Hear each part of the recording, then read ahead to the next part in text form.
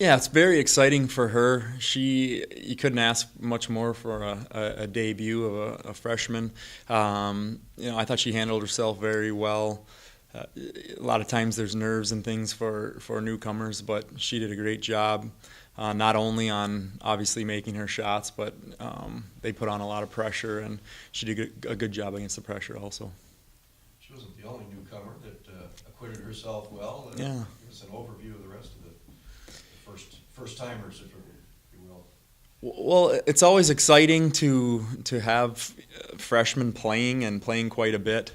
It's a little bit nerve-wracking also. Niagara came in with a pretty experienced group, started two or three senior, I think three seniors, and their fourth and fifth seniors played quite a bit. So it was unnerving going in with a relatively young group, but India handled the pressure very well, 6 assists, no turnovers, and kind of kept us in a calm state when they were pressing, and then obviously Nikki's game, making a lot of her shots and a lot of threes, was exciting too. I mean, I think a big part of it was Heidi though.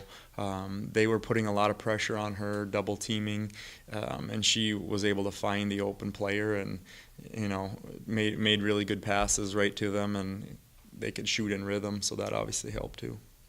You have 6 freshmen on the roster this year. How important is it going to be for them to kind of learn quickly and get in that rotation and provide scoring, provide minutes off the bench and starting as well? Yeah, we actually have seven freshmen on the roster, and I mean it's important. We're a young team, and they're all going to have different opportunities to play.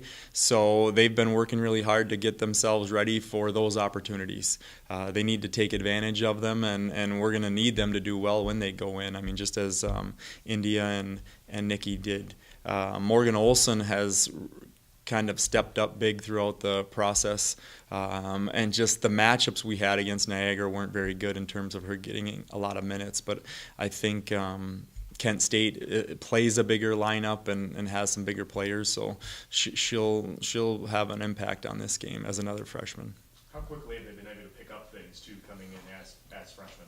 Good. I mean, I think throughout the summer and the preseason, we've kind of went along a little bit slower because there's been so many freshmen, a lot more teaching and going over basic things, and but they've picked them up well and been able to take that into game situation and do well there. Give us a brief rundown, scouting report on Kim. Kent is big. They're going to start 6'4", 6'2", or 6'4", 6'1", and probably like a 5'10" three-player, so a lot bigger than Niagara was. They like to pound the ball inside. They have a good perimeter core that can really attack the basket.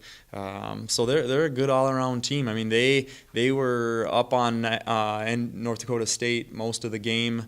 A couple of breaks went North Dakota State's game down the stretch, and they weren't able to hang on, but they showed great improvement from 2 years ago to last year, and they look much improved this year too. Does this game take on any extra importance since sometimes you're recruiting against Kent or those types of programs with the same type of players? Well, you definitely want to win the games of the universities closest to you, because a lot of times you are recruiting the same players. In that sense, yes, but other than that, all the games you want to go in and win, and try to get yourself in a position to make postseason play. But ultimately, you're kind of, all these games are preparing for the Horizon League Conference. Speaking of recruiting, can you talk about your recruiting class? I mean, the size you had, some of the players in that class. Yeah, very excited about the 15 recruiting class.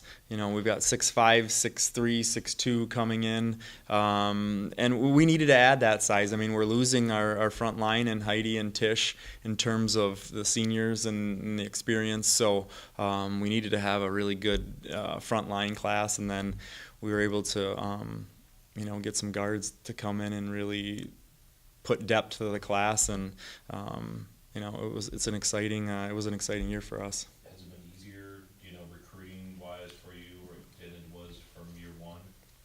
Well, we were definitely late in the process in the first year because just of when we were hired and getting the assistants on board. So we had a lot longer time to recruit the 15 class and had them on campus 3, 4, 5 times where we didn't have that luxury for the 14 class. I know, in high school, freshman girls can come in and make an impact faster than maybe freshman boys. Is the same true, do you think, of college basketball? If you're comparing the two. I coached on the men's side too, and I didn't see that much of a difference. I felt like if you're good and can play, you're gonna play, and that's how I've always coached. If I don't care if you're a freshman or what grade you're in, if you can play and help the team win, you're gonna play. So fortunately, that recruiting class has proved to be, to have some players that can play and help us win.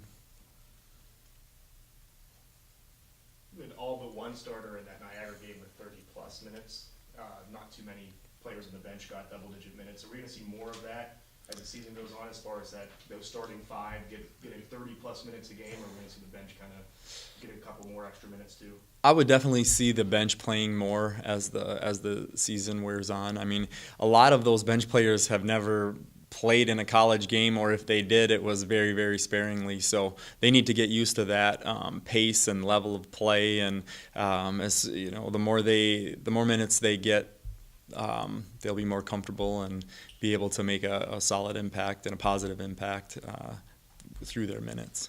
And how important can games like tomorrow be with Kent State, a MAC team, a local team with a good, sort of good track record in the past few years, to try and get them some experience early on before conference play? I think 2 years ago, the Horizon League was ranked ahead of the MAC. Last year, the MAC went back and was ranked ahead a little bit. So anytime that Horizon League schools can go up against the MAC and beat them, it helps our league and our, getting WNIT berths, maybe possibly at-large NCAA berths, the more games we win. I think the Horizon League is going to be extremely tough this year. Obviously with Green Bay and Wright State and Cleveland State, UIC, all of those teams are really doing well already and have a lot of their experienced players back. So the Horizon League is going to be very tough, and we need to, we want to be right there at the top too. So I mean, whoever we play, we want to play well and get wins. But it is, with the MAC conference being close to us and kind of we're compared to them a lot, it's nice to beat the MAC teams.